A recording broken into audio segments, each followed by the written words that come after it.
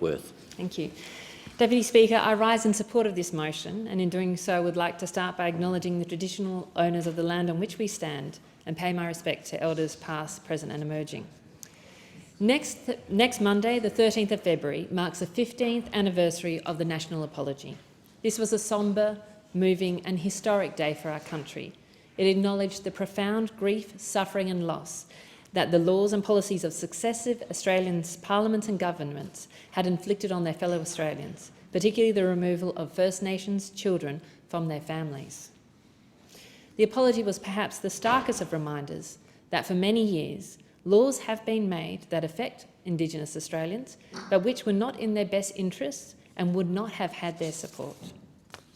The simple truth is that our Aboriginal and Torres Strait Islander people's voices have been ignored too long.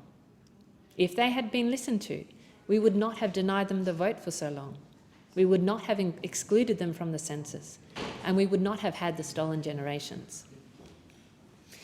This year, we have a historic opportunity to change things by enshrining the Aboriginal and Torres Strait Islander voice to Parliament in the Constitution, and the case for the voice is strong. It was put forward by Indigenous Australians after a process of regional dialogues held across the country, which led to the Ulleru's National Dialogue in 2017. It has the overwhelming support of Indigenous Australians, and there is no doubt in my mind that the laws and policies will be improved by listening to a representative body of Aboriginal and Torres Strait Islander people, because you need to listen first if you're going to make effective policy. People in community know what will make a real difference. And at the same time is an opportunity to recognise that Aboriginal and Torres Strait Islander people were the first custodians of the land of Australia, and that is equally important to me. In the Uluru Statement of the Heart is one of the most beautiful pieces of Australian language, and so I'd like to read a statement from it, the last paragraph, which says, "In 1967 we were counted, in 2017 we seek to be heard. We leave base camp and start our trek across this vast country. We invite you to walk with us in a moment of the Australian people for a better future."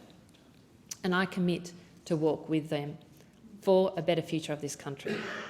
And in seizing this opportunity, we must make sure that our national conversation is positive and respectful, because this is a hopeful opportunity. This is a path of the future of Australia. It should be about informing and empowering Australian citizens. It should be understanding about how the voice will improve the lives of Aboriginal and Torres Strait Islander people, which is so important to people. And it should be about bringing people together, not shaming them. And in this conversation, we must appreciate that people will have legitimate questions. These questions need to be listened to, and to the greatest possible extent, they need to be addressed. But again, we've got to come back to this is a hopeful opportunity for this country, and one I'm so excited about. It is not about political point scoring, and frankly, it's not about politicians at all. The push for a voice did not come from politicians, it came from Aboriginal and Torres Strait Islander people. And the people who will decide on the fate of this referendum are the people of Australia. And so that is the most important thing about working with community. And I'm super excited, to be honest, on that part, because already I know the Wentworth community is so excited about this, supporting the Voice to Parliament. A couple of weeks ago, I had the pleasure of chairing the first meeting of Wentworth for the Voice, a volunteer effort that will work with our community, councils, businesses and other stakeholder groups to make the positive case for a yes vote in my electorate, and at the same time make sure that the electorate is really informed about legitimate questions on the referendum.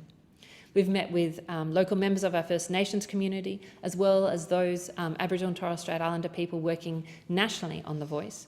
And our project management team is up and running, and we're already planning a wide range of community events. Wentworth for the Voice will aim to speak with every one of our people in our community to engage them and inform them about the Voice to Parliament and this enormous historic opportunity for this country. I want to pay tribute to Wentworth for the Voice's project management team, Margot, Rod, Sigrid, Desiree, Miranda and Kath for their efforts so far, as well as to other volunteers who are already getting involved.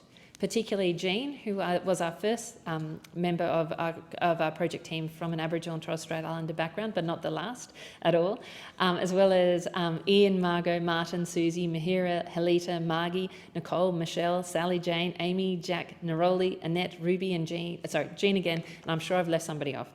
This list will grow over time and we can't wait to get started.